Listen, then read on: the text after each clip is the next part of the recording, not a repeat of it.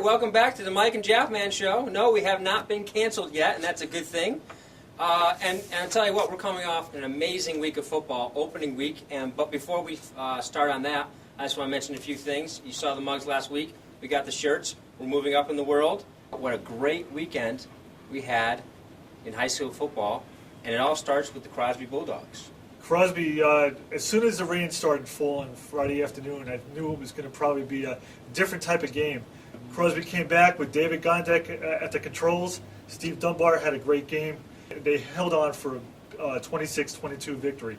I got to mention, though, Cordell Shepard gave me the new logos. He put the new logos on the Crosby helmet, and Jason Martinez gave me a Crosby hat. So if there's any coaches out there and players out there that want to give me a hat, we'll bring them on to the show, and we'll have them. Mike will be displaying the baseball hats.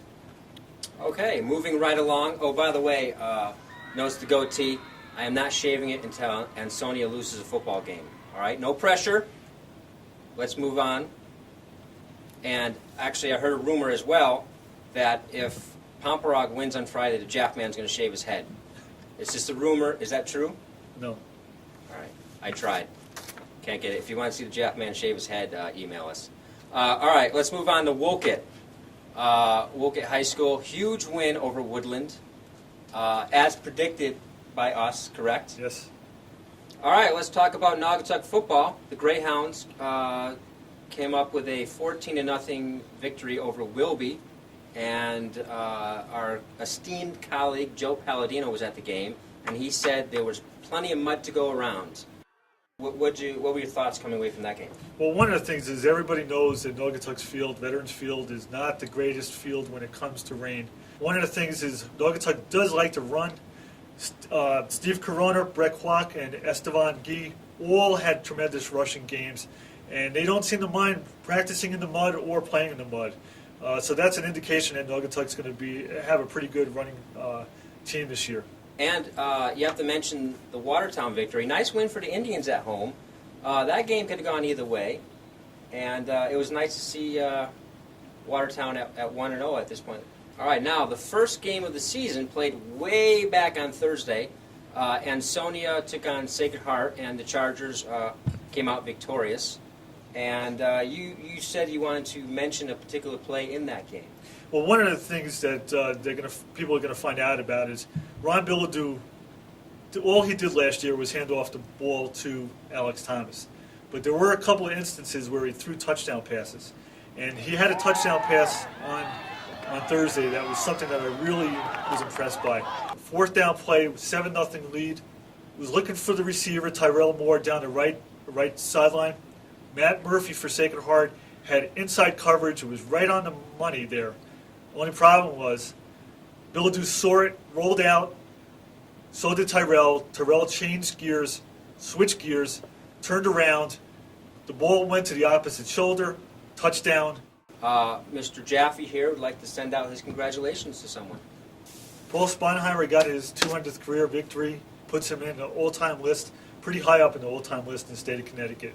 It was kind of like a lifesaver commercial where the father and the son are walking off the field. This time it was 58-year-old Paul Sponheimer with 36-year-old Dan Dene from Torrington.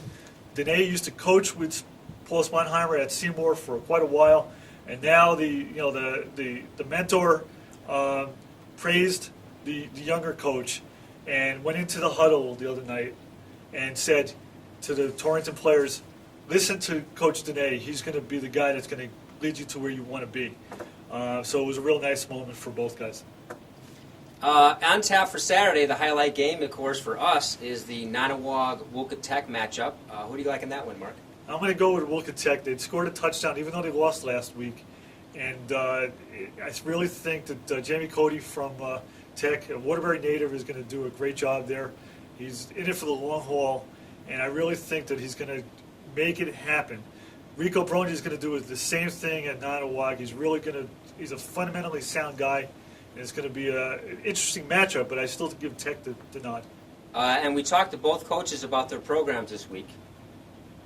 I think what was very good for us today was our organization with our depth and our kicking game and bringing the right players in at the right times and the second unit, and our communication was good. I'm not going to worry about the wins and losses. I mean, we just want to grow. We just want to grow and make every game grow every game, you know? All right, we made it through another show. Thanks for watching. Don't forget to check out coverage of the Seymour Sacred Heart football game in Friday's edition of the Republican American. And before we go, I just have to ask, this may not happen, but Jaffman, would you put on the Crosby football helmet for us? I'm going to try, but I don't want to get stuck. Jaffman's going to put on the helmet.